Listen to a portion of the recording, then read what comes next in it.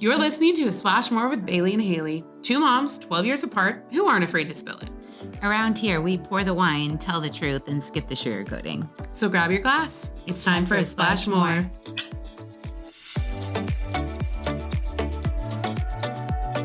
So I'm going to jump in. I brought you two ladies together. I'm so honored that you said yes and that you're here with me today. It made so much sense to bring you together because of each of your unique backgrounds and sort of how they like intertwine.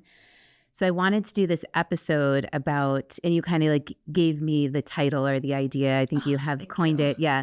Everything that you want is on the other side of Cringe Mountain. It's true. And it's such a like weird thing to say, but it's true. And it can apply to a lot of things. So obviously both of you have unique backgrounds in social media, but I think especially for women in their 30s and their 40s, especially where people are like reinventing and starting new things, that cringe idea is like starting something new, making a new friend in your 30s or 40s. And how often we don't step into it because we're like, what is the other person going to think? Or, whoa, that's too cringe. I can't do that.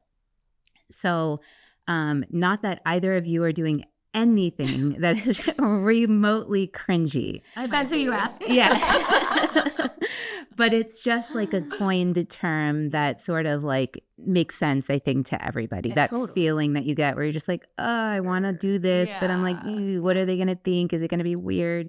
I'm experiencing it right now. And I'm hoping that this episode will actually be like a masterclass for me because I am newly stepping into something like this that I talk about a lot on the podcast. And it's been that feeling of like, oh, is anyone going to care? Like, why does my voice matter? Yeah. And, you know, bringing all these women together, I know I'm doing the right thing. And I know that I'm, you know, feeling completely aligned with my purpose or part of my purpose. But I have a moment every single day where I'm just like, what does like my family back home think? What do my friends back home think? And really like, why do I care? Because if I keep thinking like that and stop myself from stepping into it, what is missing on the other side?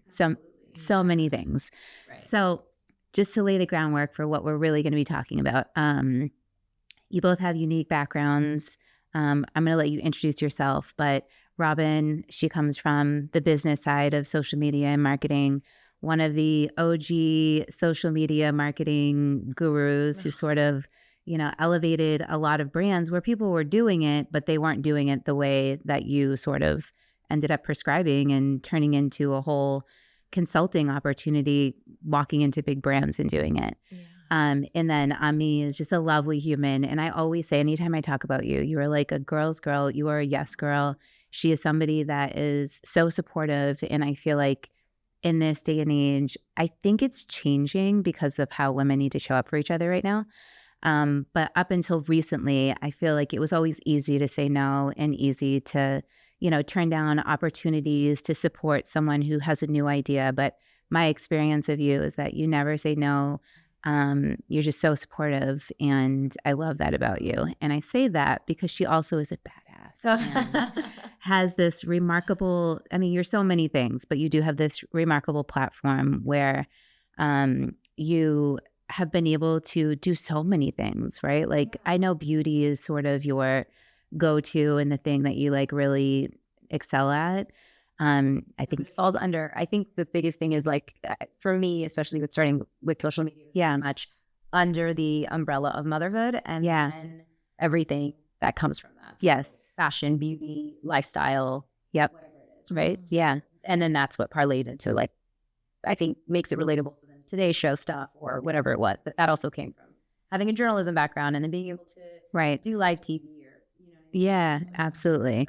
So she's, you know, you've contributed on the Today Show and you had a billboard in Times Square. I'm trying to tell you about that. It's so cool. I'm going to say it. Okay. This is like so many cool things. And I say this because you're just like doing there's so many different things. Every time I look at your platform, I'm like, she's doing this and she's doing this. And she's here. And she's also a mom of 2 and 3. Oh my gosh, that's right. Let's not forget that little audit. I'm thinking about myself. I'm like, there's no possible way anyone could be a mother to more than 2 children because I'm yet struggling. She is indeed a mother of 3. Once it's over 2, it really does. And Kai is so cute. He's just the cutest. So no, we do not forget Kai, but it's just mentally, I'm like, there's no way. So that's just my little background on who you both are and why I brought you together, because you both have had experience. I know that you're like stepping onto stages and sort of creating keynote opportunities and masterclasses on how to really do this at brands. And I'm sure it's evolving and changing as technology changes. So you've really had to step onto platforms and use your voice in ways that I'm sure, I don't know if you thought you were going to do it in the past, but I didn't see any of this coming. I always like to joke, and it's a half truth. I'm like, imagine if I was just strategic, right? Because I made a career out of being a millennial. I could have never guessed that it would get me to where I am today. right. I was just a girl in the agency world, and the word millennial was trending, and I happened to be one, and people wanted to understand how to reach millennials, the disparate user who didn't watch TV and who didn't subscribe to certain things. And I was just very honest. I was like, listen, I don't watch TV because I stream everything. I have an ad blocker. I'm addicted to social media. So if you want to reach me, I'm there. And it gave me the opportunity to open up brand channels for Michelin and Nissan. Awesome. It was crazy. Won a Webby Award, quit the agency world, was so disillusioned. Like my 20-something-year-old self was like, I am doing this with like zero resources, like carrying the team on my back. I'm going to quit and do it myself. And I was very quickly humbled when I learned the power of global brand recognition. And I realized, oh yeah, it's easy to go viral when you're tweeting from Nissan, a household name, when you're working with startups that don't have any budget or really small businesses that people don't know. It's a different story. And so I had to get scrappy, and that forced me into what is now influencer marketing, finding strangers online to talk about a product. And again, I got lucky, started working with Ulta Beauty, was able to grow and build out their first ever influencer program. Scaled it to $1 million in like 6 months. And it was still one of my favorite jobs I've ever had. And so I'm saying all of that to answer your question in long form. Basically, no, I didn't see any of this coming, but I kind of just followed my gut and my intuition with what felt right as opposed to what I was being told. And it all does come from putting yourself out there and going against the grain and not listening to someone who tells you that your idea is bad or it doesn't make sense, or taking advice from someone who hasn't done the thing that you're doing. Right. Yeah, I would say. And I think about like if the Cringe Mountain thing, I thought it was so catchy too, but it's exactly that. When you sent that, I was like, it's so interesting because if you look at the person you were, right, 10 years ago, I look at that. I think we all do. Yeah. Whether you're on social media or not.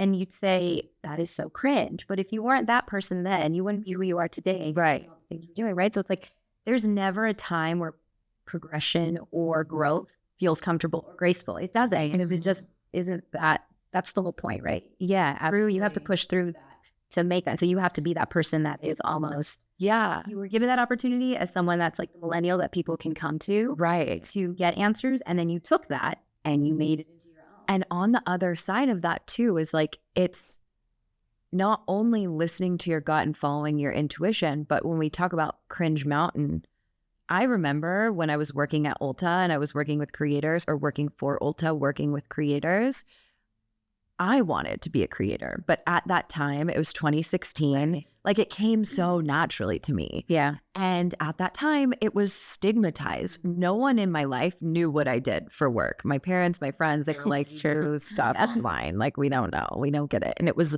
not respectable. And being a creator had such a stigma. So I'm really curious to hear about your journey. But for me, I was not yet ready to be seen and to step into who I was at that phase. And so I did what I thought was the humble thing. And I stayed behind the camera on the brand side. Yeah. Thinking that that was truly like humble of me. I think we're actually more similar than we are different because I'm the same, except I was in the TV space. Yeah. And because of my age, I'm more like the geriatric millennial, Gen X, whatever it is, right? Like that cusp of 81. But I was like, oh, TV still, it's respectable. I'm not sitting there trying to talk to people on camera because I worked at YouTube studios when I was doing a show. I remember I'd go into my studio and I'm like, there's a big production team and everything there. And then I'd see these YouTubers going in, and this was around the same time. Actually, this was 2012. Oh, wow. And I'd see these big YouTubers. Yeah. But it was YouTube space. Right. That was where we shot. So obviously it was very relevant. It was very influential. But the same thing, I was like, I'm just going to stay behind the scenes. Yeah. Until I felt a force be like, okay, now. What was the force? I For have to know. me, it was, I was starting to have children. And I realized at that time I was filming for Oprah. We were doing her first Casual. digital. I know. It's Oprah. I was filming for Oprah. It was called Own. It was called Oh, Own. I know. Oh, But it was like her first digital platform. It was her only digital platform, and we did it for like 2 years, and it was really great. But when that was coming to an end, I was literally pregnant with my second and had an under 1-year-old. So I was like, what do I do now? And I remember I thought I would go pitch to people, like executives that I worked with before. I'm like, this would be great. We should talk about mom life, and we should talk about like how you get ready with a mom, with a baby in hand. Yeah. And they're like, so cute, but not happening. Like mom jeans are not cool. I mean, minivans are jokes not on cool, them. right? Jokes on fast them. forward Yeah, 10, even exactly. 10, 15 years, it was like, oh my God, it's still happening, right? Yes. And so I was like,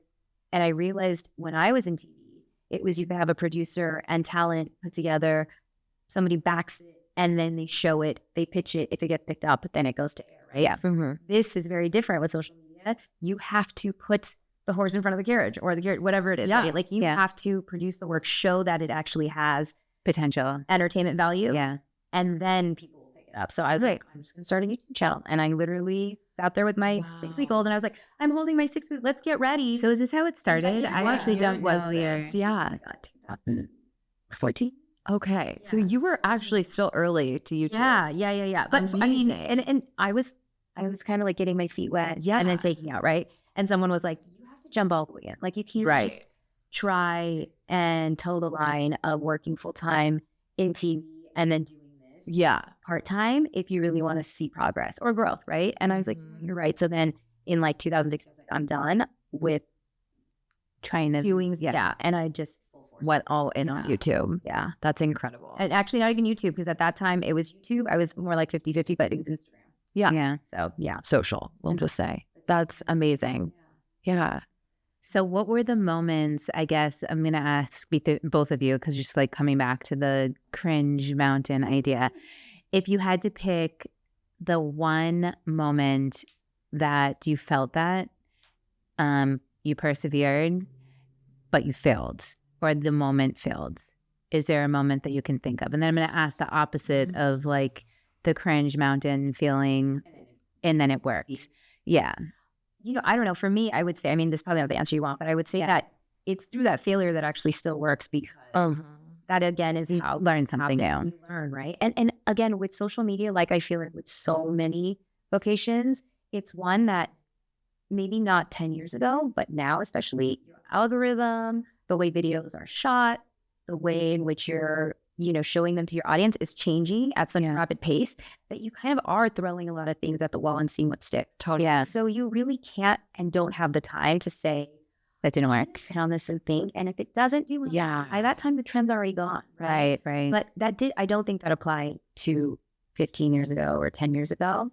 I don't know. I look at a lot of stuff and I'm like, that was so cringe. But I'm glad I did it, because I think it's what then allowed me. And at the time, I think I was one of a few South Asian mom influencers that were doing the thing. And so it allowed Sephora, right? Like who I think Robyn would have been for the Sephora, saw me. Yeah. And she happened to be a South Asian woman. She was like, I've never seen a South Asian creator doing this. I need you to do a 1-year deal with us. Right. And we're going to put you on our Or platform. even from like the brand side of like, we need diversity in this campaign. Yeah. She's a mom that speaks to one market. You have coloring, you have, your background. We don't want good marketers, don't want 10 of the same looking person, right? You want to hit every single niche and target. And so, yeah, totally. Yeah. So I love that, because the lesson really is, yes, there were moments where you felt it and maybe it didn't go viral or it didn't completely take off, but you learned something from it and it made you keep going, because you're like, that's a stepping stone to the Sephora deal or whatever came forward from that. And I think for people listening, it's going to be hard because not everyone's a content creator, right? Not everyone is looking to learn tools to apply this in that kind of space. But I think it's a tool that you can apply to so many things. It's that feeling of like complete discomfort. And you brought it up earlier about, through growth, like growth isn't perfect. And the feeling that we have going through these like high growth moments, it's not going to feel comfortable all the time. And if it is feeling comfortable, it's probably not this like massive period of growth, right? You're not growing fast enough. And I'm learning that now because this is the most uncomfortable thing I've ever done. But I'm still doing it and I'm going to keep going. I'm going to keep like, it's hard. You have to drudge through the mud and climb Cringe Mountain. It's so interesting to hear you talk about stuff that you posted previously and you cringe. And I think that's how it's supposed to be. Like if you're not looking back thinking, ooh, like then we didn't do it right. Then you're not growing. Yeah. The point is you're just not growing. Like you should be getting better and better and better. Yeah. That of course you're gonna feel cringy about your first work, but you have to get those reps in to do it. And so to answer that question that you asked, it's interesting because for me, the failure, I feel like I'm in the failure now, but the win of it all came from when I finally decided to put myself out there, right? So 2016, I wanted to be a creator. I was too scared. I felt misunderstood. The noise around me was louder than my inner voice. And then cut to me having, this amazing career. I went from working as a freelancer and building out Ulta to then going in-house as head of social, Anastasia Beverly Hills, Aloe Yoga, quitting, starting my own, fractional consulting business and going from like the highest highs of my career to then feeling the recession or boomerang effect of the pandemic. Yeah. 2023 just like crushed my industry. And I had no business. And I could like every lead that I had like been chasing down was just like dry. Yeah. Contracts were getting pulled, budget was getting rescoped, people were getting laid off, and it was bleak. And I was like, you know what, this is it. Like I have to do something because I've tried everything. And the next thing is posting on LinkedIn. And so I'm going to go backwards in my order, but like the win for me was like posting on LinkedIn, right? Because for me, that still felt like the most safe place. I still wasn't ready to put myself out there and be seen, but because it's more like business. Yeah. And like I can hide behind my career. I can hide behind my credentials. Like what the work I've done in this industry is irrefutable and it felt safe to hide behind. And that was in the summer of 2023. Now I've been able to build an amazing business off of LinkedIn. I have brand partnerships through LinkedIn. And I'm realizing, I'm like, okay, if we want to like go bigger, we want to go better, we have to go across all social. Yeah. And the failure, it's so hard, but the failure now is like short form video is so hard. And I feel like I am failing. And it's funny because when I talk to my friends and my family, they're like, what do you mean you're failing? You're crushing. Like, those are so good. And I'm like, but it only has like 2,000 views or like 2,100 views. Like, they're like, so that's like a lot of people. Like, you're not failing. Exactly. And I'm like, if it's not 100,000 views or more, like, I'm failing. I'm failing. I feel like that's also so funny though, too, because I think there's also this whole thing about like burnout. And I feel like TikTok, especially because that became such a thing, especially during COVID. Mm-hmm. It was one of those things where virality was super easy. Or I shouldn't say super easy. It was easier than Instagram or YouTube, right? So people could go viral. They could gain the hundreds of thousands of followers so quickly. Yep. And it almost then set them, because you get the validation. And then through repetition comes comfort. Through comfort comes confidence. So you're like, I gotta do it. And then you're seeking that validation over and over and over. And then what happens is if the algorithm changes or if something happens and shifts and all of a sudden those 200,000 views start going to 100,000, you start doubting yourself. And then you're like, I can't do this. And the reality is that that's going to just burn you out, right? Right. You see so many big You can't look at the metrics that say that. And I'm like, I think about it and I'm like, this is where I do believe that it's not about staying comfortable, but it's about being able to sort of balance this career, because I think it's a hard one because you're in a public forum, but being able to balance that and then also go home and say, but I'm also take care of these people and take care of this life, or kind of, I feel like for me, it's like act my age. You know what I mean? I go home and I'm in my mid 40s, and on social media, like on there. You can be whoever you can be whoever, right? Like you can relate, I'm sure. But so it's like relating not stressing about that, because you're so right. Like your family is right. It's like, if you think about that, sometimes you'll read those little like memes online. They're like, oh, and we got 2,000. You're like, 2,000 people are watching what you're doing. Yeah. Like imagine if you were in a conference room and 2,000 people showed up. It's not enough. I made a career out of growing literally the largest social communities on the internet, driving $17 million a month organically in revenue. And I'm now like stuck in, 1,000 view jail. And the reality is, like, I have to remind myself, it's okay. This is actually a new skill for you. You did do all of those things. You ran strategy. You crafted briefs. You told people what good content was versus bad content. You were able to take bad content and turn it into good content, but you were not the one physically doing it. And on top of that, social is changing. It's become so formulaic. And I just am reminding myself, like, yeah, it's okay. This is Cringe Mountain. And if someone wants to look at my page and make fun of me for putting myself out there, before I've cracked this, before I've gotten that formula down, that's okay. Let them. Like, they totally can, because when I figure this out, I'm going to be unstoppable and they're not going to be on my radar. And the funny part about that is that that's when you will go on talking to someone else, and someone will be listening, and you'll say, oh, I've been doing this for 15 years. They're like, oh, you have? Right. Yeah, no, the grind didn't just start last year when all of a sudden I grew. Yeah. It's that I've had an entire lifetime of careers. It's the same thing like when people say, oh, well, like your husband must just let you live out your passion. And I'm like, I'm sorry, I'm an income, like they're a contributor. And I do this and I do that. And they just lets me. Right? Like, that's my favorite. Yeah. I'm like, wow. And also, how do you react to that before, like, truthfully, vulnerably, when someone says it to you, what is your response? I think, so I have a twofold answer to this. One is I always remind myself that most of the women that are viewing my things are my age too. And so my first reaction is I answer and respond very politely, respectfully, as though I would if we were in the workplace together. Yeah. Like, would you, I honestly ask, like, would you make a comment like this if we were in the coffee room together at our office? Love that. Because my thing is, like, I think you forget that I am a human person. And that the way you're talking to me is really disrespectful. And I don't think you talk to your coworker like that, but you're not in the same space as me. Right. And I understand that you don't realize that this is my workspace, but it is. And so you just remember that, so I think the human aspect is like reminding people, because I do think that sometimes people just assume we don't care. We don't look at our DMs.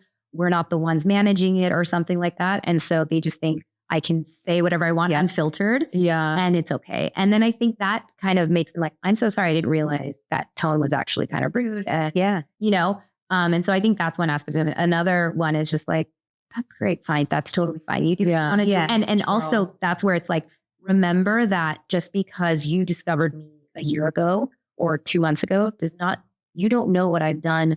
I like went to grad school for journalism. I started my career in this, and journalism has pivoted into social media or streaming, and then social media. All of that aside, I think the internet, it's like, what's the quote? Where there's light, there's dark, right? Yeah. It is such a beautiful, amazing thing. It connects people together. It puts information at our fingertips in a way that truly, of course, changed the world for the better. And with that comes so much darkness, right? Trolls, people hiding behind their phone, being mean and angry. And I think at the end of the day, it comes down to what I said earlier, right? Like, you need to be so good with yourself that your inner voice is the loudest in a sea of everything else. Yes. And like, the reason why I never got started in so many areas was quite frankly because the voice of my best friends, who quite frankly aren't in my life anymore, but at that time, I could just hear their negativity and criticism over other people who were trying to put themselves out there.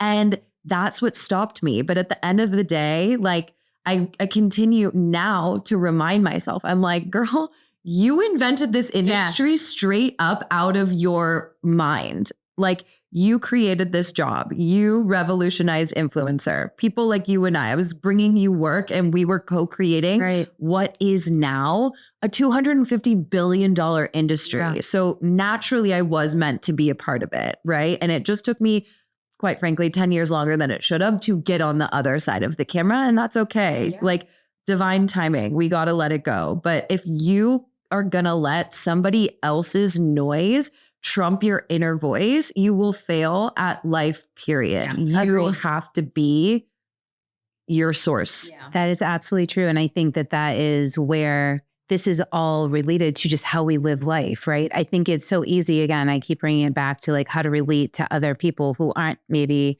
in this space or doing, content creation. This could be as simple as like you see a cool mom at drop off and you think that you want to be her friend, but in your 30s or your 40s, that inner voice is like, oh my God, they're going to think I'm so weird because it just feels harder, right? Totally. And so get right with yourself. If like inside you feel like for some reason you could have a connection with that person, what's the worst thing that can happen? And that's what I keep telling myself. Get right with yourself and shoot your shot. I live my life with just like a series of mantras on repeat in my head. And one of them is shoot or shoot. And when I get to a place where I'm like, ooh, like very different. I'm single. I don't have kids. But if I see a hot guy and he's not approaching me, I'm like, I'm going to go talk to him. what am I going to do? Like sitting duck? Like, It's true. And when I do sitting duck, I have regret. But it's like when I ask myself, who are you? What kind of person are you? Shoot or shoot? I'm like, oh no, I'm a shooter. I'm going to go say hi. Yeah. Or for a job, or someone posts something on LinkedIn looking for a speaker. It's like, no, I love that. I have to remind myself, like, shooters shoot. Yes. I'm a shooter. I think that also as women, we don't self-advocate enough. And I think we're trying to start doing that, which is great. But I do think that the judgment, the self-judgment, and also the fear of judgment from other people is like probably the quietest way that we keep ourselves small. Yes. And it sucks because it's something that over and over we'll be like, no, I can't cross over because why would I do that? And then what if I fail at it because I've made millions for companies doing exactly what I'm trying to do myself. And it's like, it keeps you small. Whereas, and I hate saying the men, women thing because I have a lot of men in my life that are so supportive of like, do everything that I would be doing. But it's just something ingrained where they're just like, no, I'm going to do it because why wouldn't I? Yeah. I'm missing What do they out. think twice? Yeah, right. I'm missing out on this insane It's such a opportunity. But I different- feel like for us, we're just like, no. We overthink it. Yeah. We over-engineer, we overthink. And I think that's our superpower over men is like we do think things through in a way that they don't. No. And that sometimes is to our disadvantage. Yeah. I was talking to my friend Gretchen Leonard, who is Jenna's really good friend. She just wrote that book, Second Prime. I'm sure Jenna has told you about it. Yes. So we were talking about how to just, get her book out there and like what she could possibly do. And we started talking a little bit more about social content. She's a little bit on the older side, like meaning older than me. So she's not old at all. She's older than me. Which is why her and I were talking like, you got to put like more content out there, maybe some more like video reels, do some. She's like, oh, cringe, right? Like this is actually a perfect timing for this conversation as I'm heading into this episode. So she said, one of the things that I want to hear, like if I listen to this episode, is authenticity versus performance. Yeah. And she was like, I just feel like every single time I go on and I'm seeing people talk, it's this weird line between am I being authentic and like true to myself and what I'm trying to sell essentially, right? Like through my content, or is it performative? And it's a really fine line. I'm finding it myself because I can't. I'm just too, I don't know if like I'm too authentic, like I'm too cool. No, it's just harder for me. I don't have it in me. It's not in my Post or to scroll. to post. Yeah. Like as of right you now. just have to do it. And so I have so many thoughts in response to what you've said. And it's like, I'll start with the fact that I have some friends that I watch them online and I'm like, that doesn't feel like her, but she's crushing it and that's fine. And then there are friends who, to me, they're like, that just doesn't feel like you. And then I'll have a meeting with somebody and they'll say, I feel like I already know you because you post what you post online. And I'll get business so fast because I'm putting myself out there. So again, it's like, don't listen to what other people say. Do what does feel authentic to you and trust that the right people will come. And there are also two avenues to that point that we can take, because both can be successful. Right. Because just like I was saying before, social media is your workplace. And just because you do something on social media, it doesn't mean you do that in your real life. So someone could just literally do 20-second makeup tutorials every single day, and they could have an entire family, like a Brady Bunch, and be a full-time PTA mom, whatever it is on the side. Yeah. No one would know, right? Right. That is what they do. That doesn't mean they're not being authentic. It's just that they are being honest in what they're sharing. Yeah. Right. And you almost have to have those boundaries. I feel, I'm sure everybody feels this way, because if you don't, you'll go a little crazy. And it's not that you're being fake when you decide, I'm going to draw the line on sharing this about my relationships or my family, my children. It's actually being healthy.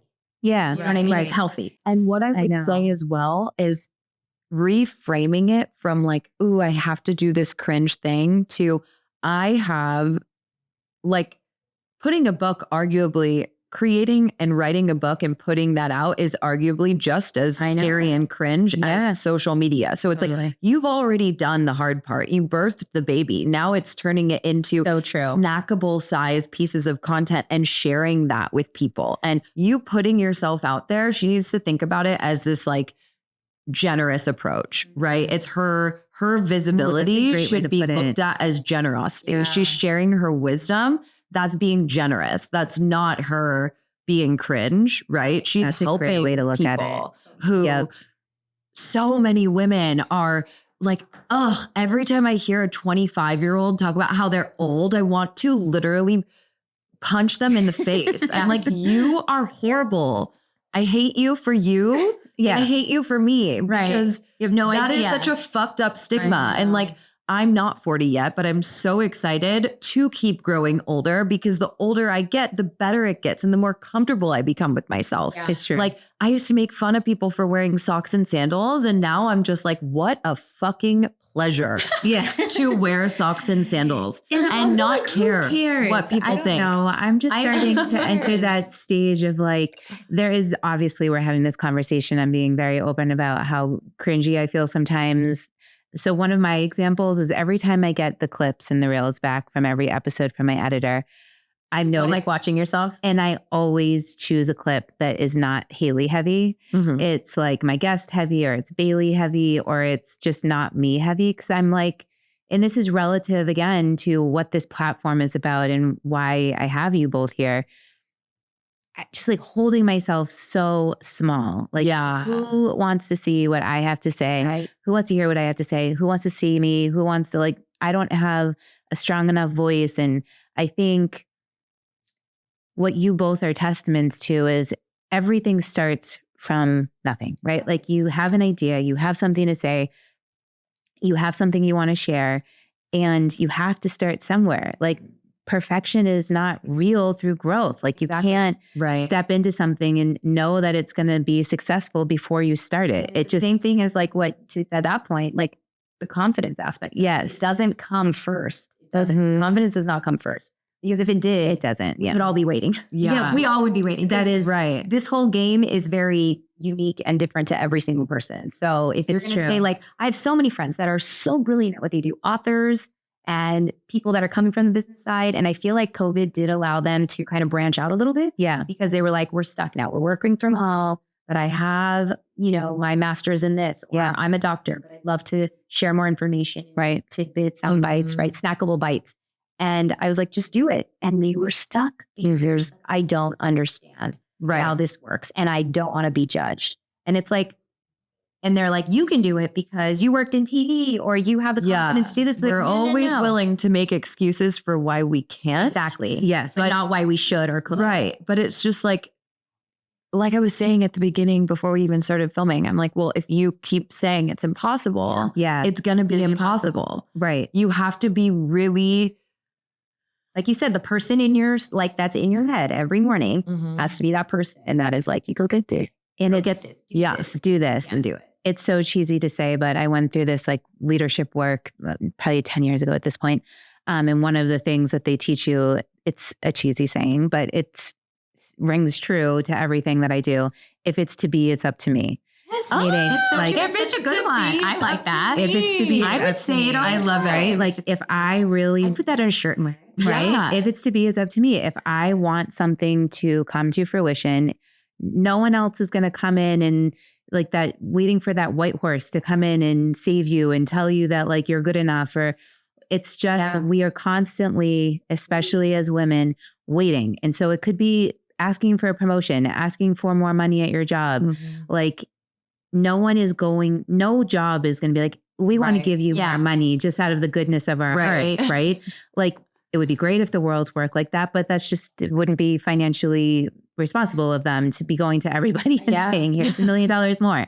So you have to advocate for yourself. As you said, you have to be the person that is stepping into the room and saying, I'm good enough. I deserve this. And this is what I want. And it's up to them to say yes or no, right? And I'll tell you, like at midlife too now, I would say we are seeing more and more growth of people later in life, right? Second chapters or like even at 50 or 60 starting new careers.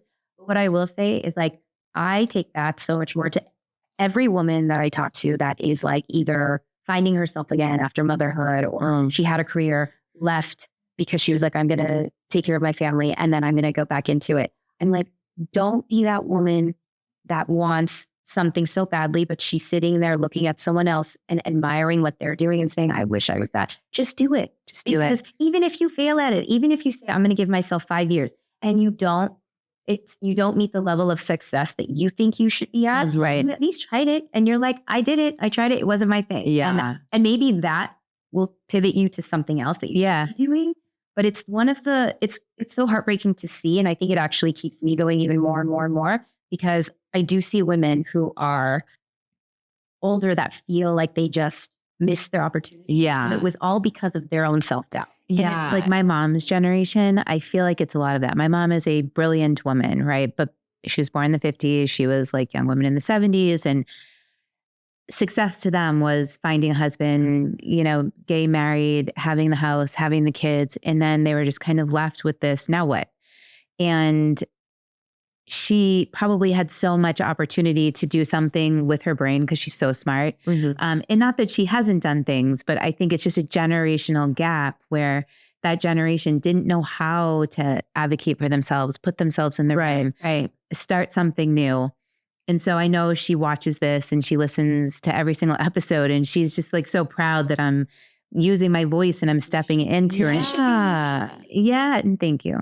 But I also want older women to hear you can still do something. Right. Like you are not dead and you still have a lot of value. And especially with the way that the world looks right now, it needs valuable people. It needs your value. Like you come with a value. Well, I think too, everyone has their unique purpose in this lifetime. And it's like, we look at Martha Stewart and she taught us all how to make a home. And then we look at on the opposite end of the spectrum, someone like Kim Kardashian, who shows you truly like people hate her. She's so polarizing, but she's a billionaire. She's self-made. She is smart. She fails in public. She builds in public. She does it all in public. Like there's not one person on this earth who can't learn from her. And all of this is to say there's someone somewhere who needs to hear your story because we love to think that we're all so different. But I think at the end of the day, we really are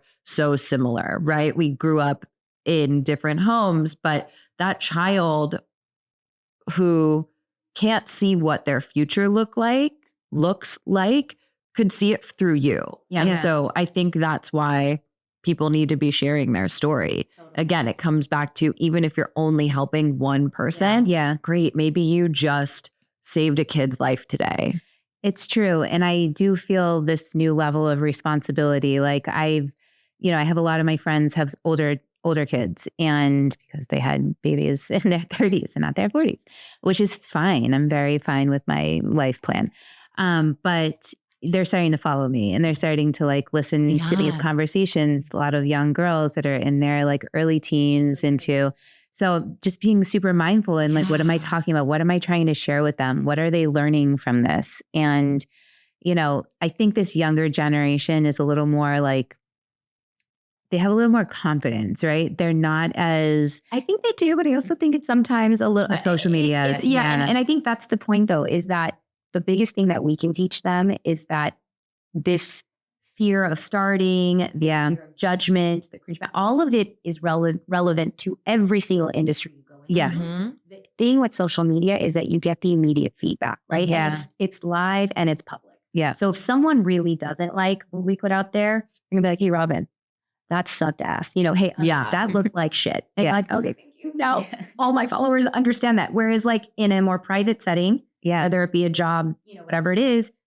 you are not getting that upfront. But that's why exactly what Robyn said is like your support system, whether that be just with you, your partner, your best friends, your parents, it's like has to be so grounded that you are like, it's fine. Like this comes with the territory. If I want to grow and if I want to do this, I have to, the good comes with the bad. The light comes with the dark. Right. All of it comes together. It's true. Like those core people that are going to watch you succeed and fail through it all.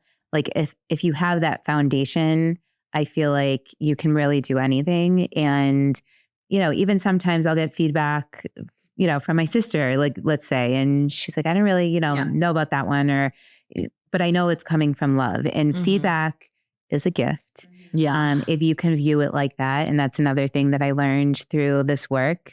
Feedback is just information and information is inherently neutral and we get to add value to it. That is so powerful. We decide. Yeah. It is. It's some of the most important lessons that I've learned. Like if somebody gives me a piece of feedback and if it's on me, I trust her, I value her opinion. So that feedback is something that I apply as positive or negative, right? But if somebody on the street who I've never met before gives me that feedback, why am I automatically? Isn't that funny? Yes. How, especially as women, you do think that. You're like, why do I care what a complete probably bot on the internet says about the way I look or the way I'm parenting or doing something versus someone that I actually interact with, right? So or even internalizing something that somebody that is in your inner world is saying. True. And understanding where that's coming from. So for me, like it took me so long to get started because I surrounded myself with people who were making fun of other people who were doing what you do, putting themselves out there. And the reason why they were doing that is because they were not comfortable enough with themselves to do it. And now on the other side of it, I'm like, oh, okay, that's okay. Like, I just love myself more than you love yourself. I love myself enough to put myself out there and to not care what people like you think, because I believe that there is something bigger for me on the other side and that I am worthy of that. You don't believe you're worthy of that. And that's okay. That's no problem. You value yourself more. But that's where that negativity comes from. And I can't allow that to impermeate my being. If someone were to look at your life and say, she's done everything, right? You got this, you got that, you got this. I know you feel like you're in this like moment of failure. You are not. We say splash more. What is the extra? So like the thing that you want to achieve or the thing that you want to do that you have not quite said it. So like for me, I want to be able to take this live and I want to be able to be hired or brought in by different organizations to get on a stage, to bring like-minded women together on that stage, to have honest, vulnerable, real conversations in front of thousands of women. That is my lifelong goal. I haven't fully said it out loud. I always cut it out, but I use it. Manifesting it. I use it as an example, so that, it helps people answer it in return. So that's my thing. I think that's kind of similar lines of mine, especially like evolving what started as social media and sharing what I thought was more, about my culture and background and bringing that to light and kind of bringing East and West together. I think for me, it's evolved a lot in that the feedback I do get that I love is when I have like moms at drop off or events. They're like, I follow you and I just love the way that you show yourself and like show up online. And then you can also be mom and you can do this and you can, still have life and you can still look cute and do all the things. You don't have to be like, at home, just filming whatever it is, and doing all the things that you do. And so, and then, I love I do these master classes at school Yeah. for fundraisers, and I love it. And I see moms a year later like, I'm using hair curl. Showing like my hair feels so good. I walk in now. Anytime. I'm like, I need a new contour thing. And I go to your page and I'm like, oh, she. But like bringing a masterclass to life. Yeah, I love where, but it's almost like for the women who aren't necessarily they're on social media, maybe because of their kids, or they are, but they don't know exactly all the things that are trending right now and the beauty products. So kind of taking what I already do online and then the stuff like when I'm curating products to share on like the Today Show, like basically bringing that to life and having something. My dream is like, especially in Manhattan Beach, having a place where like on Thursday night, women can have like a group of 12, right? Mm-hmm. You do like a master class. And then after that, you guys go and have drinks. Yes. You know what I mean? And then Yes. it's like, but bringing all of that to a real life setting. For me, I'm already truly doing what I love. I'm posting content. I'm impacting people's lives in a really positive way. People reaching out to me, telling me that my words have stuck with them. I'm on stages speaking. I'm running workshops and master classes and webinars. And I want to only continue doing more of that at scale.